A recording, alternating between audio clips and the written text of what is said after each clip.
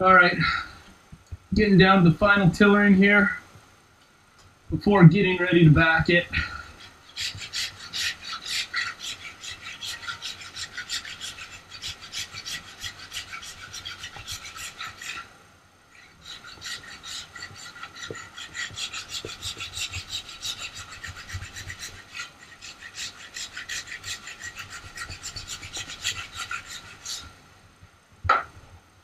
Want to make sure I'm not taking off too much, but I also don't want to leave so much that the sinew can't work, drawing it up into a reflex.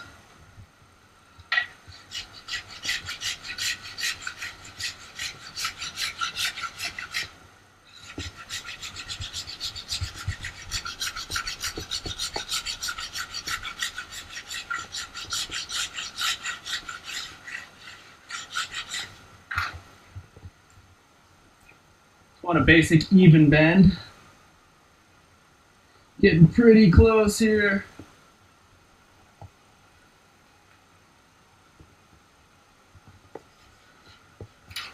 little more off near handle. This is going to be doing the majority of the work, the widest part.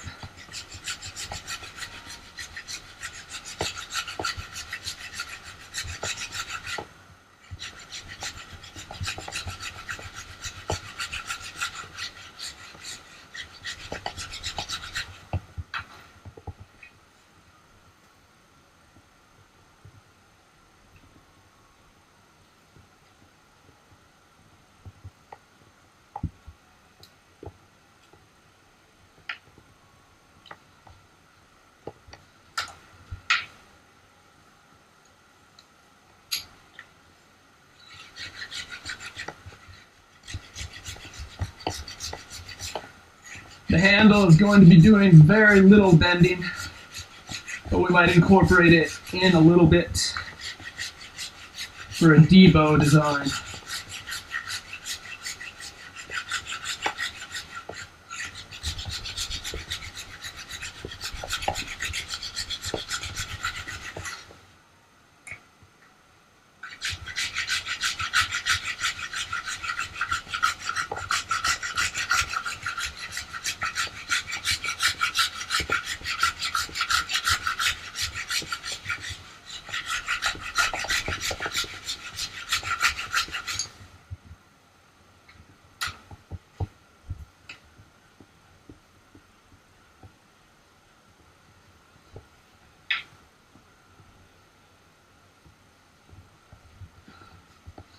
I don't want to take off too much more and end up with too light of a bow after it's tillered.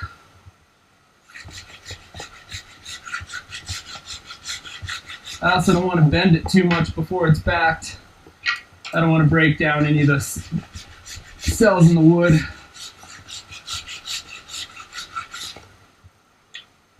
Just want to get the most out of this I can.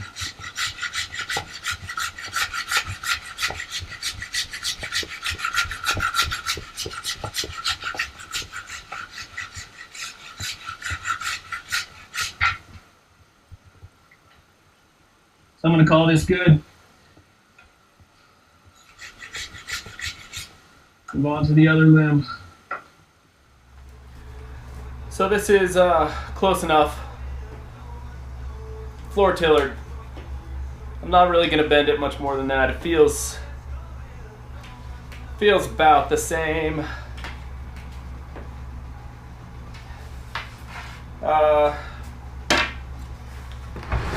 Just clean it up a little bit with some sandpaper here. Not necessary, I just want to look clean every step. And do quite a bit more of this, but I'm not going to show that right now.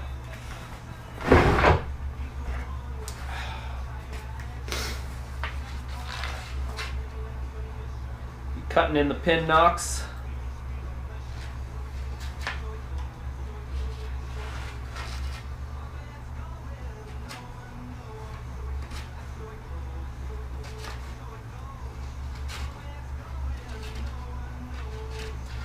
And before I back it with the first layer, I'm going to string this backwards.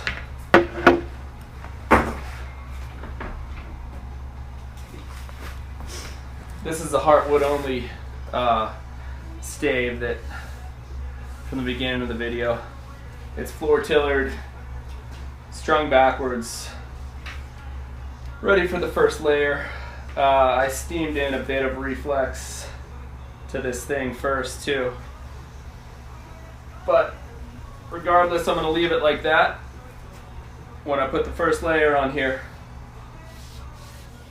Now it's time to start preparing the backing for the bow. I've got these really nice, I like to use leg sinews. These are elk, about 25 inches long. I save these for something that really needs it. A sheephorn bow that's got a ton of reflex, that bends a long way. No wood can ever really handle the bend that sinew can. So I stick with the, you know, around 12 to 16 inch pieces for the bow, for the, I'm sorry, the wood bow. Been plenty of instruction on how to process sinew. Not going to go into it too much. Smooth surface, really smooth cement here. Big hammer. Beat the crap out of it for 10 minutes. I'm not really wailing on this. I don't want to break any of the fibers. I'm hitting it pretty softly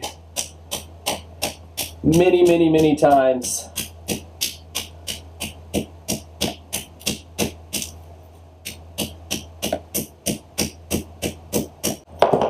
Now that we've got it pretty thoroughly pounded, we're going to begin the long boring process of separating it into threads.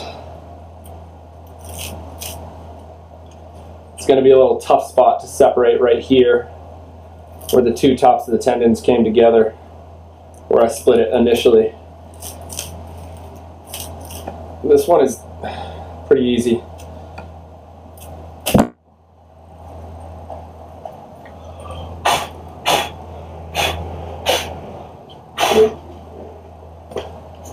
Want to keep these pretty clean.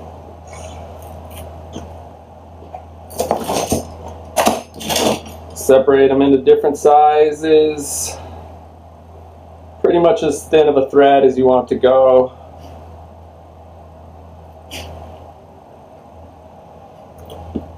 Here's our first of that size. Here's our shorty. All the scraps we're going to save to make the glue later.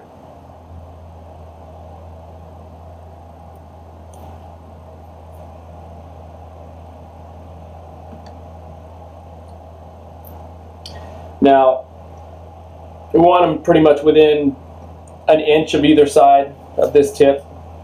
It's okay to have a few longer and shorter. They don't have, all have to be the exact same size. In fact, it makes them easier to overlap.